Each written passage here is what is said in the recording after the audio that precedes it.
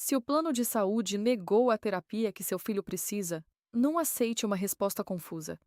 Respira, pega papel, print, protocolo, tudo o que você tiver, porque a primeira virada é esta: transformar o susto em documento. Oi, eu sou a Lia. Aqui no Acolher 360, a gente fala de inclusão com o pé no chão. Família, escola, terapias, direitos e vida real. Este vídeo vale para famílias que convivem com TEA, síndromes, deficiências, atraso do desenvolvimento ou condições neurológicas. Cada caso tem detalhes próprios. Mas quando o plano nega, limita, enrola ou dificulta a terapia, o caminho começa do mesmo jeito. Primeiro, descubra que tipo de negativa você recebeu. Foi negativa de cobertura?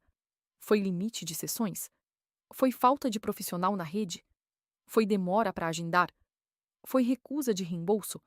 Foi exigência de documento? Isso muda tudo. Se você reclama dizendo apenas "o plano negou", a resposta costuma voltar genérica.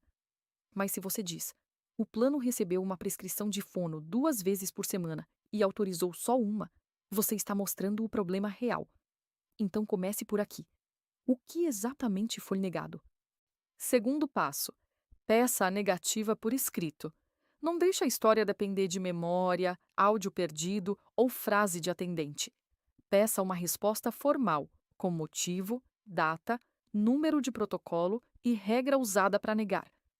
Pela orientação da ANS, quando o beneficiário pede, a justificativa por escrito deve ser entregue em até 48 horas. Você pode dizer de forma simples: por favor, eu preciso da justificativa formal dessa negativa, por escrito, com o número do protocolo. Documento muda a conversa. Sem documento parece discussão solta. Com documento, você consegue mostrar o caso para a ANS, PROCON, defensoria, advogado, médico ou terapeuta que acompanha a criança. E guarde tudo no mesmo lugar: print, e-mail, protocolo, data, nome do canal, prescrição, relatório e resposta do plano. O plano pode até dizer não, mas ele precisa explicar o não. Ter laudo é importante, mas para conseguir terapia, muitas vezes o laudo sozinho não basta. O plano precisa entender o que foi pedido, por que foi pedido e qual o risco de interromper o cuidado. Então, olhe para a prescrição e para o relatório com calma. O documento diz qual terapia foi indicada? Diz a frequência?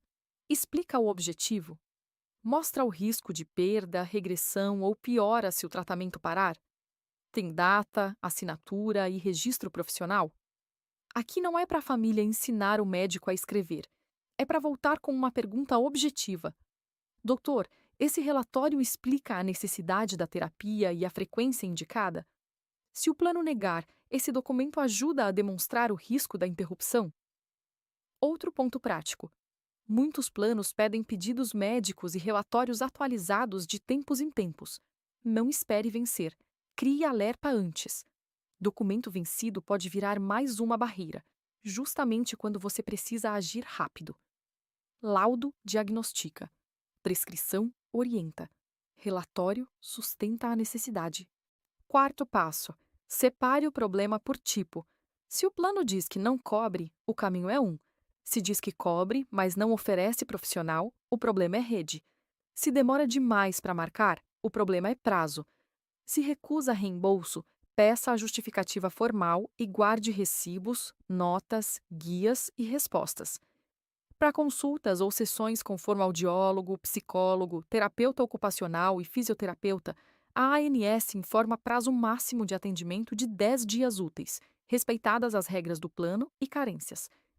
E se a justificativa for "não tem código", cuidado!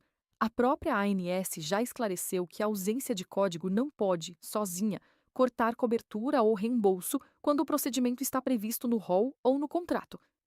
Tentou resolver com o plano e não andou? Organize a pasta antes de escalar: negativa, protocolos, datas, prescrições, relatórios, tentativas de agenda, recibos e respostas. Com isso em mãos, você pode procurar canais oficiais, como a ANS, Consumidor.governador, PROCON e Defensoria. Eu vou deixar os links na descrição. Quinto passo: Não carregue tudo sozinho. Monte uma rede mínima. Um médico ou profissional que ajude a explicar a necessidade do tratamento. Um familiar ou amigo que consiga organizar documentos com você. Um contato para emergência na rotina da criança. E, quando o caso exigir, um caminho jurídico ou institucional. Se você for procurar advogado, escolha com cuidado, mesmo na urgência. Veja se a inscrição está ativa na OAB. Peça referência quando possível. Pergunte se já atuou em casos parecidos. Combine honorários e próximos passos por escrito. Urgência pede ação, não pede decisão no escuro. Antes de terminar, salva este checklist. O que foi negado? Existe resposta por escrito? Você tem protocolo e data? O relatório explica frequência, objetivo e risco? Os documentos estão atualizados? Você separou cobertura, rede, prazo, documento e reembolso? Se você tem essas respostas, talvez ainda esteja preocupado, mas já não está perdido do mesmo jeito. Plano de saúde costuma contar com a nossa exaustão. A resposta é a organização. Se este vídeo te ajudou, se inscreve no Acolher 360 e deixa nos comentários.